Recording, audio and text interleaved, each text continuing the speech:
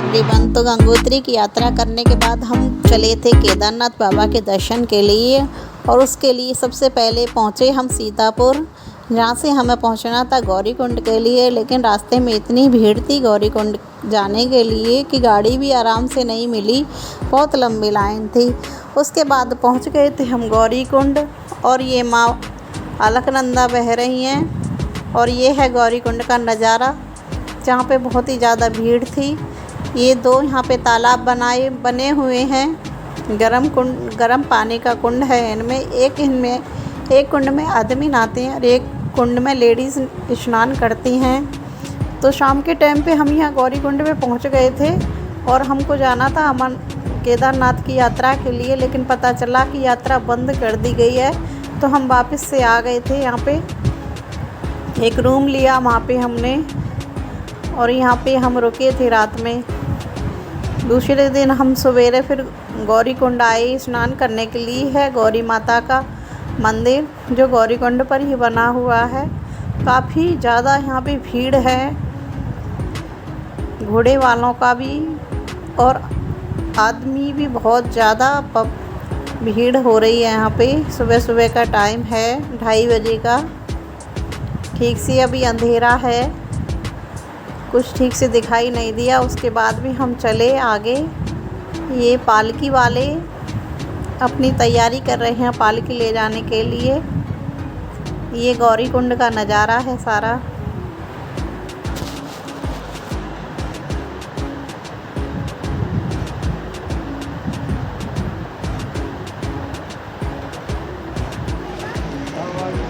उसके बाद में यहाँ चले हम।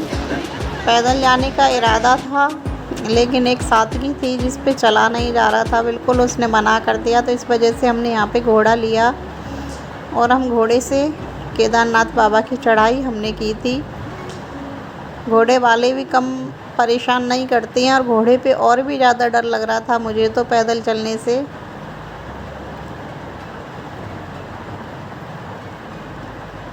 कई घोड़े वालों ने तो गिरा दिया बीच बीच में लोगों को। घोड़े की भीड़ ज़्यादा है, इतना इंसान की भीड़ नहीं है जितनी माँ घोड़े पालकी कंडी वालों की है। बस धक्का देते हुए चलते हैं लोगों को। रोड तो ठीक था, बारिश भी हमें नहीं मिली ऐसी ज़्यादा। हमारी किस्मत थी कि मौसम काफ़ी अच्छा रहा था केदारनाथ बाबा का।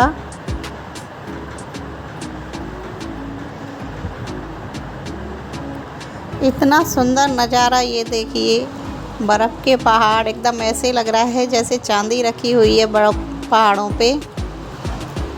और ये घोड़े खच्चर वालों ने तो हालत इतनी ख़राब कर दी थी।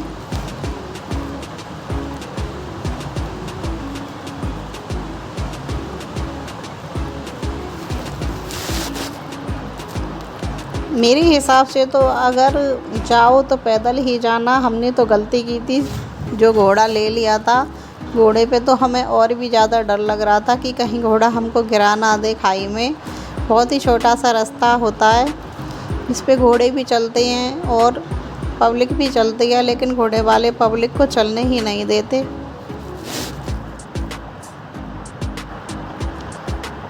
मौसम अच्छा है, लेकिन इस यहाँ के लिए फिर भी अपने साथ में एक रेनकोट, एक जोड़ी कपड़ा, कुछ मेवे, मिठाई, टॉफ़ी वगैरह ज़रूर लेके जाएं। पहाड़ों पे देखो कैसे एकदम से बर्फ़ जमी हुई है। बहुत ही सुंदर नज़ारा था। वैसे मेरा एक जीवन का सपना था कि मैं कभी केदारनाथ बाबा के दर्शन करूं, जो सपना मेरा पूरा हो गया। मैं बहुत खुश थी उस टाइम। आपको यहाँ पे सब चीज़ की शौक मिल जाएंगी, खाने पीने की भी कोई समस्या नहीं होगी। काफ़ी अच्छा है, लेकिन थोड़ा महंगा है सारा। 10 रुपये की चीज़ 20 रुपये में मिलती है, बस इतना होता है। लेकिन आसपास के लोग इतने अच्छे होते हैं कि अगर कोई परेशानी हो तो मदद करने के लिए दौड़ जाते हैं।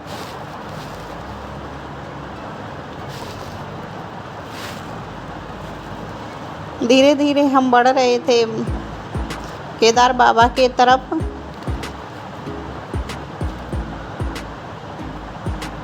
जितने ऊपर चलते गए उतनी ही ठंड बढ़ती गई और मौसम इतना अच्छा लग रहा था।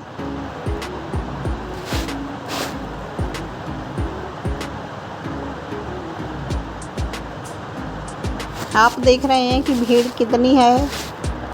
लोग बाग देखो कैसे सामान पहुंचाते हैं ऊपर अपनी पीठ पे रख रख के। इतना भारी भारी सामान होता है।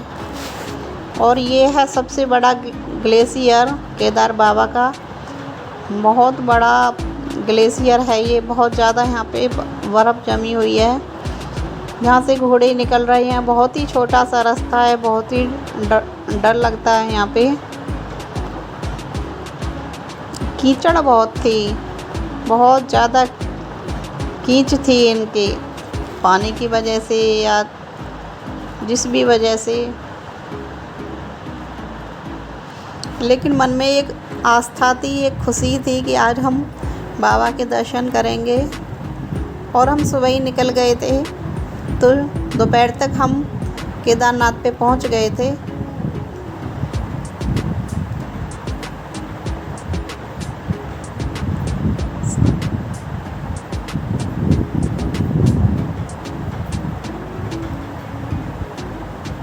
आप देख रहे हैं कितने घोड़े हैं।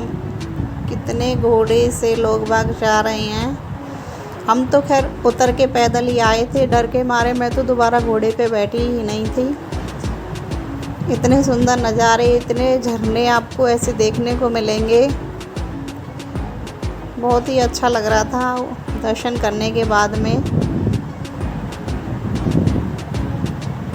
इतना सुंदर नज़ारे थे यहाँ के। लेकिन ऊपर जाके ऑक्सीजन इतनी कम हो गई कि एक बार तो मेरे को भी घबराहट सी होने लगी और ठंड लगने लगी बहुत ज़्यादा।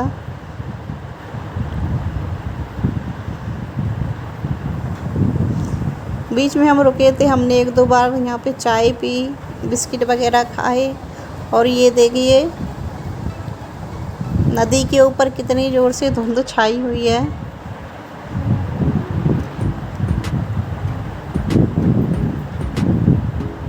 ये डॉर्मेट्री है जहाँ पे लोग बाग रात को रुकते हैं, अपनी रात बिताते हैं।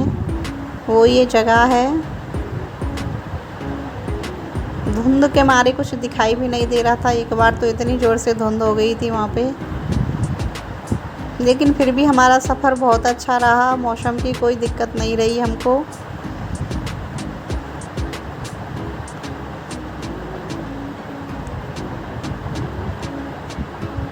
काफ़ी जगह ऐसी छोटे छोटे जगह पे डॉर्मेट्री बनाई हुई हैं। हेलीपैड भी पास में ही है।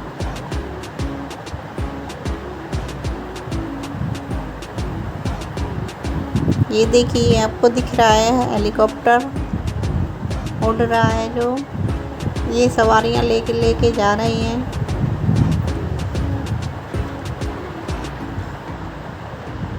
और आ गए हम अपने बाबा के मंदिर पे। एक बार प्रेम से बोलिए केदारनाथ की जय हो।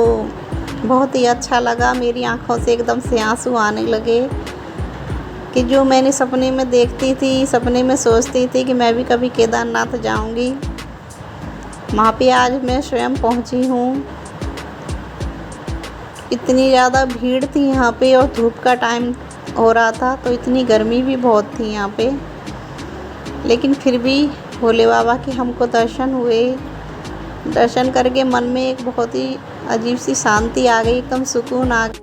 आपने केदारनाथ के दर्शन तो किए क्योंकि अंदर वीडियो बनाना अलाउ नहीं था। अगर आपको मेरी वीडियो अच्छी लगे तो एक बार लाइक कर देना और मेरे चैनल को सब्सक्राइब कर देना। लंबी लाइन लगी हुई है, कितनी भीड़ है यहाँ पे।